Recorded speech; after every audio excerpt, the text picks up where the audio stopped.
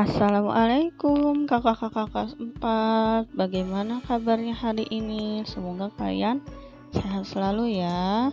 Kita lanjutkan materi IPA. Hari ini membahas tentang bagian-bagian tumbuhan. Bagian-bagian tumbuhan ada akar, bunga, batang, daun, buah, dan biji. Kita akan membahasnya satu persatu. Kita mulai dari akar ya. Akar tumbuhan biasanya terdapat di dalam tanah. Fungsi akar bagi tumbuhan antara lain untuk menyerap air dan zat hara sebagai bahan makanan untuk tumbuh dan menopang tubuh tumbuhan. Beberapa jenis akar berfungsi sebagai tempat penyimpanan makanan. Berdasarkan bloknya akan diberikan menjadi akar tunggang dan akar serabut. Akar tunggang, akar utamanya tumbuh dari biji mengarah tegak ke bawah. Cabar akar keluar dari akar utama. Contoh tumbuhan dengan akar tunggang yaitu mangga, singkong, dan pepaya. Sedangkan akar serabut, akar berbentuk seperti serabut keluar dari pangkal batang utama dan umumnya bergerombol sebagai pengganti akar tunggang yang tidak berkembang. Contoh tumbuhan dengan akar serabut yaitu rumput kelapa dan anggrek. Akar juga dapat dibedakan berdasarkan fungsinya bagi tumbuhan. Ada akar gantung. Akar gantung atau akar udara berfungsi mengambil uap air dari udara. Contohnya pohon beringin. Akar napas fungsinya pernapasan dan pengeluaran zat tertentu. Contohnya bakau jenis api-apian. Selanjutnya ada akar papan. Berfungsi untuk membantu tegaknya tumbuhan. Contoh tumbuhan kenari dan randu. Akar tunjang berfungsi menahan tumbuhan agar tidak roboh. Contohnya tumbuhan pandan. Akar pelekat meletak pada tumbuhan inangnya. Contohnya sirih dan lada. Selanjutnya kita akan membahas batang. Batang pada umumnya memiliki ruas-ruas yang merupakan tempat keluarnya percabangan batang, tunas, daun, buah, dan bunga. Fungsi batang antara lain untuk menyalurkan air dari akar ke daun serta mengedarkan hasil fotosintesis dari daun ke seluruh bagian tumbuhan. Batang pada beberapa jenis tumbuhan berfungsi untuk menyimpan cadangan makanan. Batang dibedakan menjadi dua, yaitu batang berkayu dan batang lunak. Batang berkayu memiliki kambium. Kambium itu lapisan sel pada tumbuhan berkayu yang berfungsi untuk pembesaran batang. Kambium terletak di antara xilem dan floem. Xilem merupakan pembuluh yang berfungsi mengangkut air dan garam mineral dari tanah ke seluruh bagian tumbuhan. Floem berfungsi mengangkut hasil fotosintesis dari daun ke seluruh bagian tumbuhan. Kambium berfungsi untuk pertumbuhan sekunder atau memperbesar diameter batang. Contoh tumbuhan berbatang kayu adalah mangga, jati, dan rambutan. Sedangkan tumbuhan berbatang lunak atau basah tidak memiliki kambium. Contoh tumbuhan berbatang lunak adalah bayam, kangkung, dan rumput-rumputan. Selanjutnya kita akan membahas tentang daun. Daun biasanya berupa helaian tipis yang berwarna hijau. Daun yang lengkap terdiri atas tangkai daun, helaian daun, dan pelepah daun. Fungsi daun bagi tumbuhan adalah sebagai tempat terjadinya fotosintesis. Fotosintesis adalah proses pembuatan makanan oleh tumbuhan dari unsur hara tanah dan air, bantuan karbon dioksida atau CO2, dan cahaya matahari. Proses fotosintesis dapat terjadi karena adanya klorofil pada daun. Klorofil adalah zat yang menyebabkan daun tumbuhan berwarna hijau. Daun juga berfungsi sebagai tempat keluar masuknya uap air dan oksigen. Bentuk daun sangat bermacam-macam. Bentuk daun dipengaruhi oleh susunan tulang daunnya. Bentuk tulang daun ada yang menyirip, melengkung, menjari, dan sejajar seperti gambar ini. Daun juga dibedakan menjadi daun tunggal dan daun majemuk.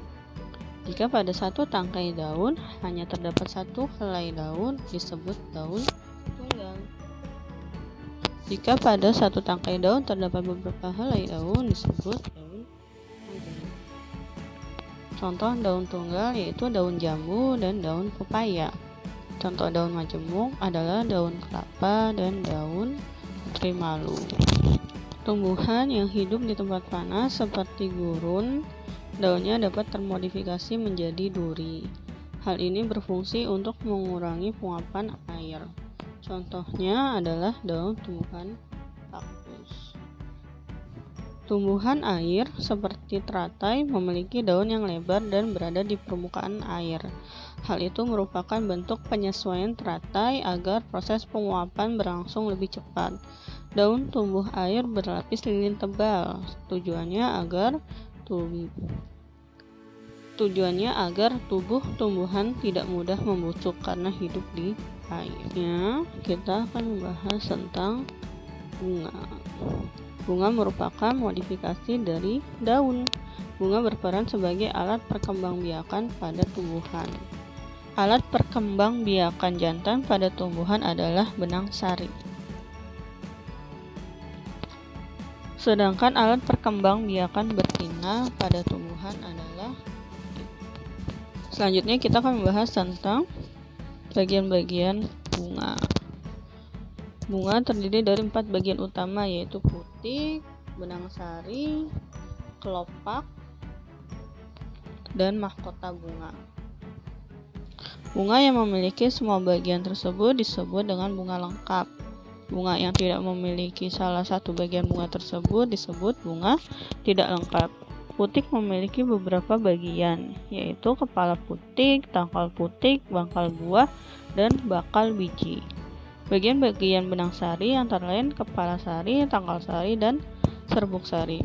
Berdasarkan alat perkembangbiakannya, bunga dibedakan menjadi bunga sempurna, bunga betina, dan bunga jantan. Bunga sempurna memiliki alat perkembangbiakan jantan dan betina. Bunga betina hanya memiliki alat perkembangbiakan betina atau putik saja. Bunga jantan hanya memiliki alat perkembangbiakan jantan atau benang sari saja. Penyerbukan dan pembuahan. Bunga berfungsi sebagai alat perkembangbiakan generatif pada tumbuhan. Jika serbuk sari menempel pada kepala putik, akan terjadi proses penyerbukan. Bagian bunga yang disebut dengan mahkota bunga biasanya berwarna menarik. Hal tersebut bertujuan untuk menarik serangga atau hewan lain yang membantu proses penyerbukan. Proses jatuhnya benang sari ke kepala putik atau proses penyerbukan dapat terjadi dengan bantuan hewan atau serangga, air, angin, dan manusia. Penyerbukan pada bunga yang tidak memiliki mahkota yang menarik biasanya dibantu oleh manusia. Contohnya penyerbukan pada tumbuhan vanili dan salak. Setelah penyerbukan akan terjadi proses pembuahan yang menghasilkan bakal biji.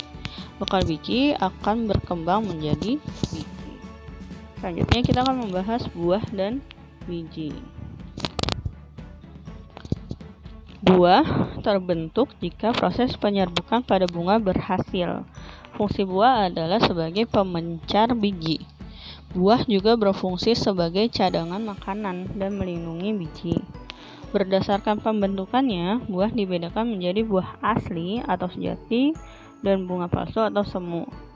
Buah asli atau buah sejati adalah buah yang berasal dari bakal buah, misalnya jeruk.